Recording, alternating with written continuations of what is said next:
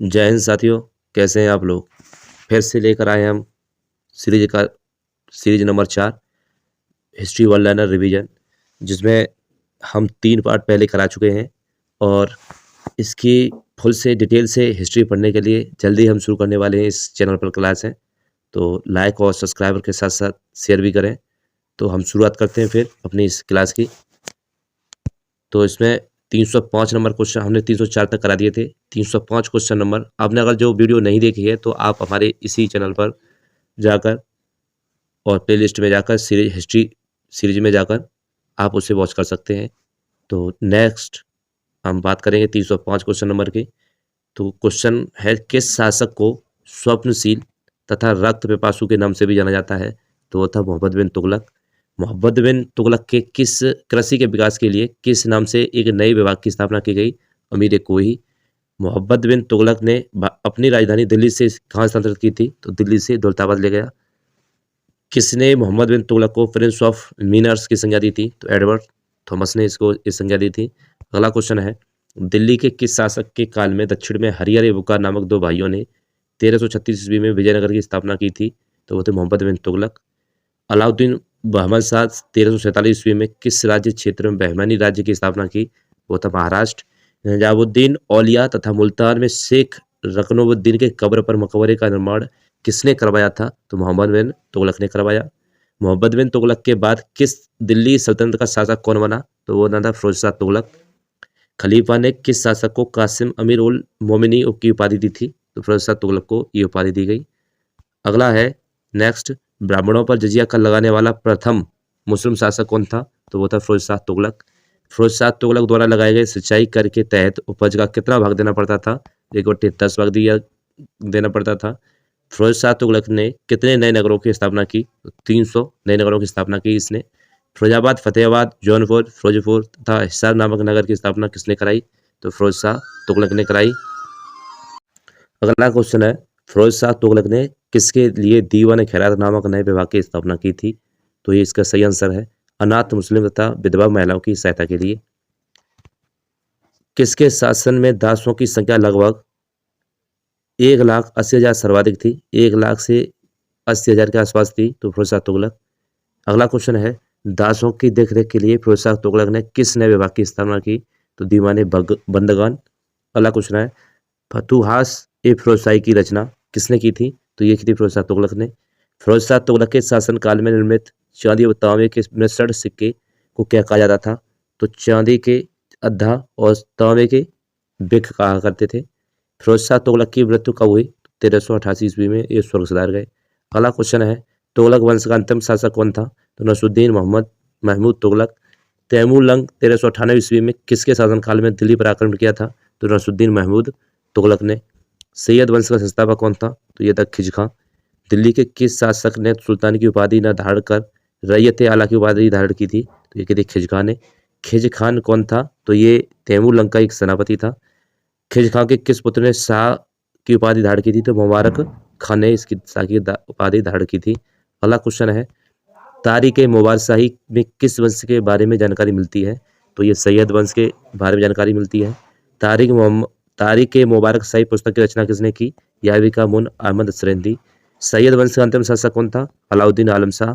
मुबारक शाह ने किस नदी के किनारे मुबारक शाह की स्थापना की थी? यमुना नदी। लोधी वंश का संस्थापक कौन था? बहलोल लोधी। दिल्ली पर प्रथम अखबार राज्य की स्थापना का श्रेय किसको जाता है?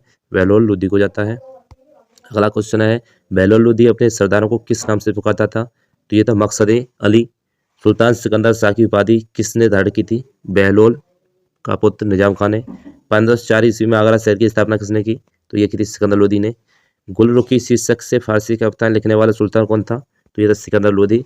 किस शासक ने मुसलमान स्त्रियों को पीरों तथा संतों की मजार पर जाने पर प्रतिबंध लगा दिया था?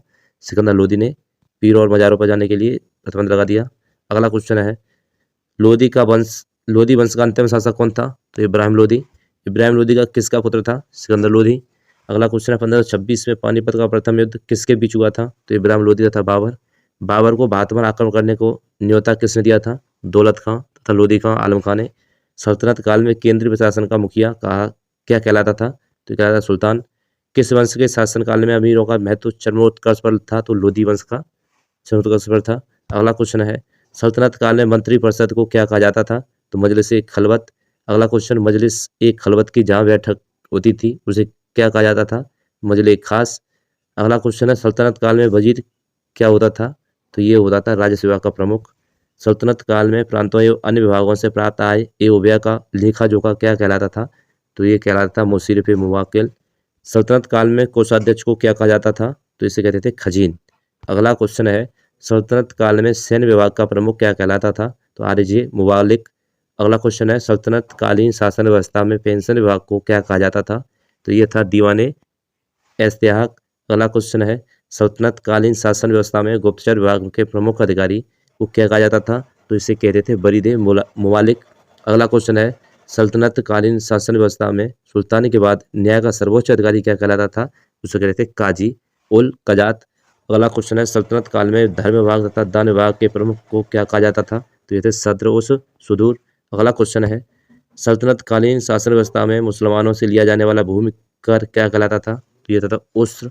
अगला क्वेश्चन है सल्तनत कालीन शासन व्यवस्था में गैर मुसलमानों से लिया जाने वाला भूमि का कर क्या कहलाता था? उसे बोलते थे खराज। अगला क्वेश्चन है सल्तनत कालीन शासन व्यवस्था में एक शहर या 100 गांवों के शासन की देखरेख करने वाला अधिकारी क्या कहलाता था? उसे कहते हैं अमीर सदा। अगला क्वेश्चन सल्तनत काल में सुल्तान की स्थायी सेना को क्या नाम दिया जाता था? उसे बोलते थे खास खेल। अगला क्वेश्चन है सल्तनत काल में 10 सर एक खेल किसके बराबर होता था? तो एक सिपहसालार के बराबर होता था। सल्तनत काल में 10 सिपहसालार किसके बराबर होते थे? तो एक अमीर। और सल्तनत काल में 10 अमीर किसके बराबर होते थे? तो एक मालिक। एक सल्तनत काल में 10 मालिक किसके बराबर होते थे? तो एक खान। इक्ता प्रणाली बनाने वाला दिल्ली का प्रथम शासक था तो वो था इल्तुतमिश। महत्वपूर्ण बात यह है कि अलाउद्दीन खिलजी के समय इक्ता प्रथा को समाप्त कर दिया गया था। अगला क्वेश्चन है इक्ता प्रणाली की दोबारा शुरुआत किस शासन ने की थी? तो फिरोज शाह तुगलक की। सल्तनत काल में अच्छी नस्ल के घोड़े कहाँ से मंगाए जाते थे? तुर्की, अरब तथा रूस से। अगला क्वेश्चन सल्तनत काल में पूर्ण रूप से केंद्र के नियंत्रण में रहने वाली भूमि क्या कहलाती थी? तो होती थी खालसा भूमि। अगला क्वेश्चन है सल्तनत काल में कौन सा अंतर्राष्ट्रीय बंदरगाह बहुत प्रसिद्ध था? वो था देवल। अगला क्वेश्चन संगम राजवंश की स्थापना किसने की थी? तो वो हरिहर और हुक्का ने की थी। अगला क्वेश्चन है विजयनगर साम्राज्य की राजधानी कहाँ थी? वो थी हम्पी। इटली का यात्री निकोला कांटी विजयनगर की यात्रा किसके शासनकाल में आया था? देवराय देव प्रथम के। संगम वंश का सबसे प्रतापी राजा था देवराय द्वितीय। फारसी राजदूत अब्दुल रज्जाक किसके शासनकाल में विजयनगर आया था? देवराय द्वितीय। अगला क्वेश्चन है विजयनगर साम्राज्य पर तुलु वंश की स्थापना किसने की? वीर नरसिंह ने। तुलु वंश का सबसे महान शासक कौन था? तो वो था कृष्णदेव राय। अगले क्वेश्चन की तरफ रुख करेंगे किस मुगल शासक ने अपनी आत्मकथा कृष्णदेव राय को भारत का सर्वाधिक शक्तिशाली शासक बताया था? तो वो था बाबर। बाबर ने अपनी आत्मकथा बाबरनामा में ये कहा था। अगला क्वेश्चन है तेलुगु में अमुक्तमाल्यात की रचना किसने की थी? कृष्णदेव राय ने। संस्कृत में जाबती कल्याणम की रचना किसने की? तो कृष्णदेव राय ने। पांडुरंग महात्म्य की रचना किसने की? तेनालीराम रामकृष्ण ने। हजारा तथा विट्ठल स्वामी मंदिर का निर्माण भी किसने कराया? कृष्णदेव राय ने कराया था। अगला है नागलपुर नामक नगर को किसने बसाया? कृष्णदेव राय ने बसाया था इसे। अगला क्वेश्चन तुलु वंश का अंतिम शासक कौन था? तो सदाशिव। अगला क्वेश्चन अराविडु वंश की स्थापना किसने की थी? तो तिरुमल ने की थी। अराविडु वंश का अंतिम शासक कौन था? तो रंगा III। अगला क्वेश्चन है 1515 ईस्वी में पुर्तगाली यात्री डेमिंग पायस किसके शासनकाल में विजयनगर आया था? कृष्णदेव राय।